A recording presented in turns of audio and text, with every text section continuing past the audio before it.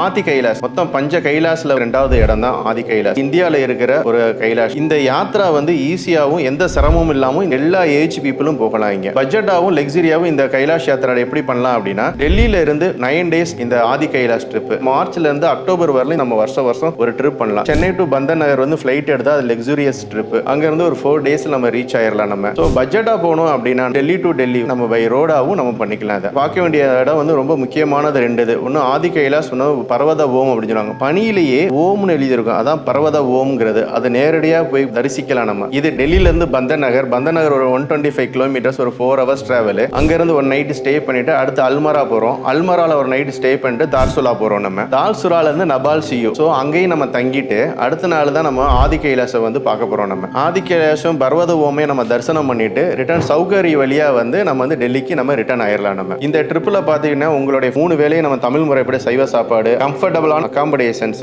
ஒவ்வொரு இடத்துல நம்ம தமிழ் கேட்டது டீடைலா எக்ஸ்பிளைன் பண்ணியே உங்களுக்கு ஒவ்வொரு இடத்துலயும் கூட்டி போவார். சேஃப் அண்ட் செக்யூரிட்டியா இருக்கும். இந்த 9 நாளும் நல்ல யாத்திரை போகும்னு நினைச்சீங்கன்னா ஆதி கைலாஷும் ஓம் பர்வதமும் சூட்டபிளா இருக்கும். உங்களுக்கு உங்க லைஃப்ல இது ரொம்ப மெமரபிளான ஒரு ஸ்பிரிச்சுவல் ஜேர்னியா இருக்கும்.